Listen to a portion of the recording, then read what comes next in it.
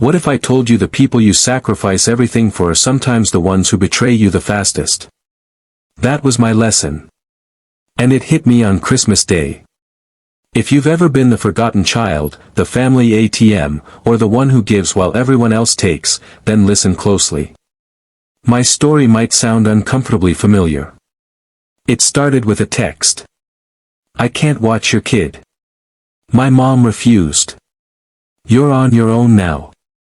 I just stared at the screen, holding an envelope of cash, money I'd brought to help with rent, groceries, utilities. Suddenly, it felt like it weighed 100 pounds. I drove over anyway. And the second I stepped inside, my stomach dropped. There was my mom. Sitting on the couch. Laughing. Bouncing my nephew on her knee. Looking healthier than I'd seen her in months. This was the same woman who told me she was too sick, too frail to watch my daughter Mia for just one night.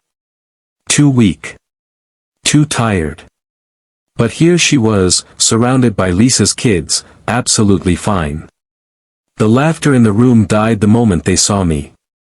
My mom's face went pale for a second, then she pasted on that smile I'd grown up with.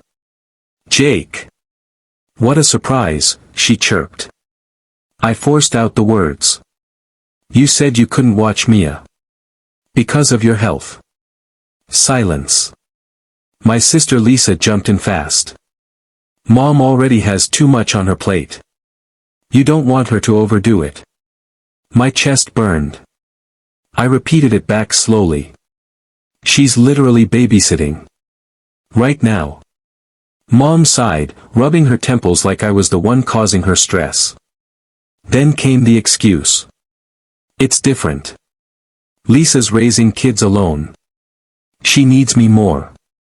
And just like that, 32 years of being second best snapped into place. I looked at her and asked, point blank, "So Lisa needs you more than I do?" No one said a word. My dad sank deeper into his chair.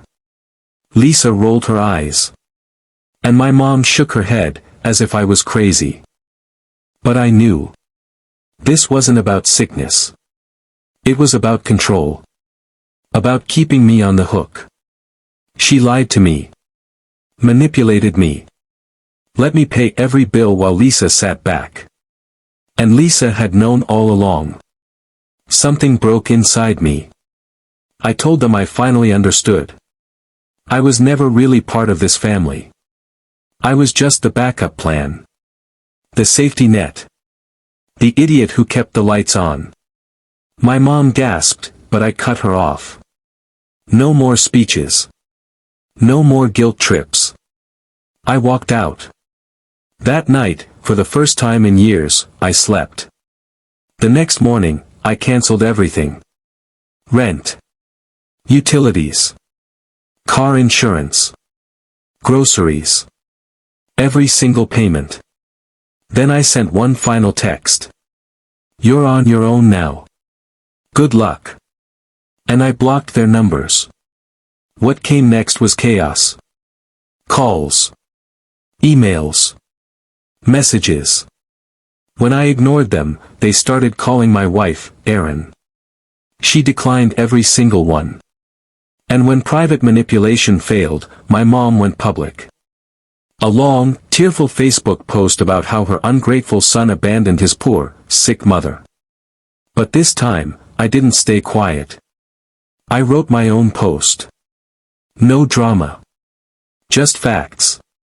I had paid their bills for years. My mother lied about being sick. She refused to watch my daughter for one night but happily babysat my sister's kids. And I was done being used. The response was immediate. Brutal. Relatives I hadn't heard from in years reached out with support. Neighbors commented, saying they'd seen her gardening and shopping on the same days she claimed she was bedridden. And Lisa? Her carefully crafted, single mom, image fell apart. People started asking where all her money went, and how her vacations fit the story. 3 days later, they showed up at my door. My mom's eyes were red-rimmed.